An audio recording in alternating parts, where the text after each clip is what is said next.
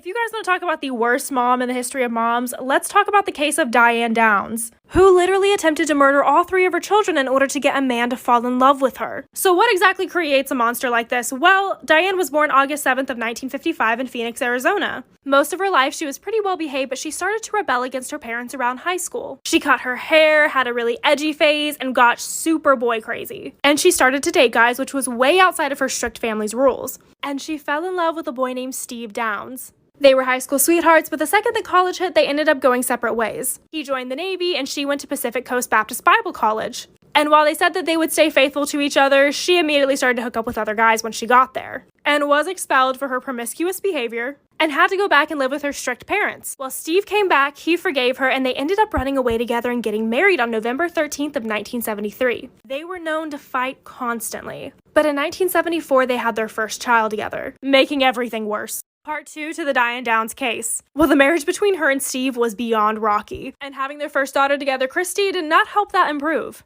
And 6 months after she was born, Diane ended up leaving Christy with her dad so she could join the Navy, which only lasted 3 weeks because she had to leave for severe blisters. They had another kid in 1976 named Cheryl, and Steve had a vasectomy immediately after this, but then Diane was pregnant again. So I guess you can imagine how that happened. She did not go through with the pregnancy, but her and Steve stayed together. Later, they moved to Mesa, Arizona, got new jobs, and Diane was having affairs with all of her new co-workers. Got pregnant again, kept this one, and had a boy named Danny. Steve actually still decided to stay for the sake of the kids, and wanted to remain a father figure to Danny. But eventually they ended up getting divorced in 1980, and this is when things got significantly more unstable. Diane started to bounce from relationship to relationship, moving in and out with different men, and then decided to become a surrogate in order to make money, even though she didn't pass all the psychiatric exams. Terrifying. But everything changed when she met a man named Nick. Part 3 to the Diane Downs case. So this is when Diane met Robert Nickenbacker, who went by the name Nick. And she swore that this man was the love of her life. He had separated from his wife and describes the relationship as being intense and overwhelming. He eventually broke it off with her though because he didn't like kids. And this is when Diane became devastated and angry at her own children for getting in the way of her love. Her kids and her moved to Cottage Grove, Oregon, but still couldn't seem to forget Nick. She would obsessively write to him, and she really stopped paying attention to her kids' health. They often went hungry, went without coats in the cold. It was even said by a neighbor that Cheryl had mentioned that she was scared of her mom.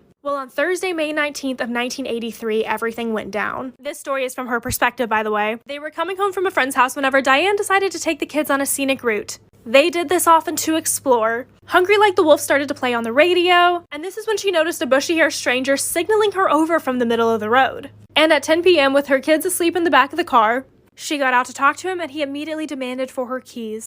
Part 4 to the Diane Downs case. So immediately after this stranger demanded for her keys, they had some sort of a struggle, in which he shoots all 3 of her kids and then shoots her in the left arm. In order to distract him, she pretends to throw her keys in the bush, and then uses the keys that are actually in her hand to turn on the car and then drive wildly like a lunatic to the hospital. So she pulls up to this hospital with her kids in bad condition, and all of the medical professionals that were there that night were shocked by her reactions. Her daughter Cheryl ended up passing away, and Danny and Christy were literally clinging to life. And she showed no emotion at all. Not only had she wrapped her own gun wound and not her kids', but she was worried about her new car having blood on it. She seemed relieved that Cheryl was dead, and was shocked when she found out that Danny, her 3-year-old child, had been paralyzed. And she was only shocked because he wasn't hit in the heart. Christy had had a stroke, but she was still alive, so currently Diane was the only witness. And a lot of moms actually felt for her during this time, and were even scared to leave with this man on the loose. But the public opinion didn't last for long. Part 5 to the Diane Downs case.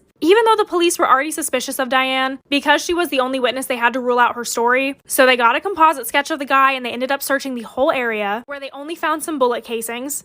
And her interviews during this time, if you guys have ever seen them, are so weird, definitely worth watching. This woman was eating up the attention so much, and she made the story into this whole overcoming thing where like she battled the patriarchy, ended up actually getting away from this man, like she's kind of the hero in the situation, but didn't show any emotion towards her kids. She went on the Oprah show and would crack jokes and have the crowd laughing. So the police ended up asking her to do a reenactment of this event. And it's truly one of the weirdest videos that you will ever see because she seems like she's having fun. Any mom being put through this would have found this to be extremely traumatic to relive this event. Instead, she's having fun, smirking, checking herself out in the car mirror, ends up hitting her arm on the steering wheel and says, "That almost hurt as bad as when," and cuts herself off. And it seems like she was about to say, "as when I shot myself."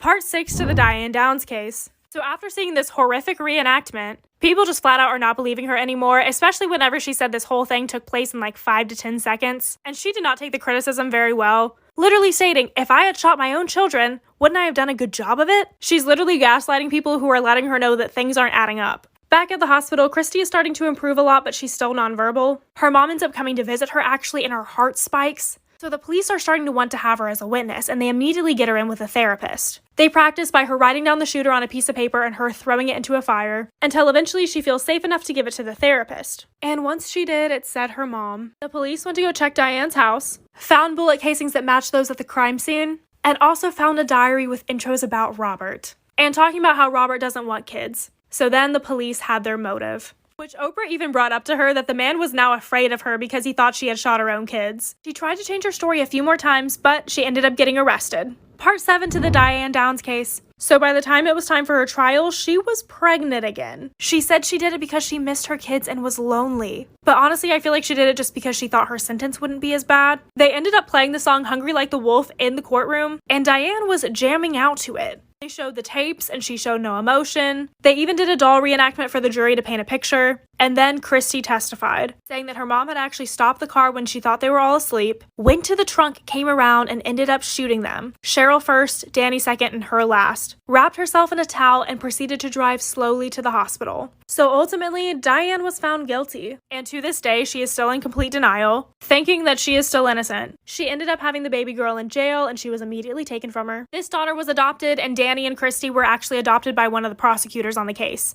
Overall, it was a pretty happy ending, but Diane actually successfully broke out of jail for a little bit. If you want to hear that story, come over to my Instagram, it'll be on my middle reels tab.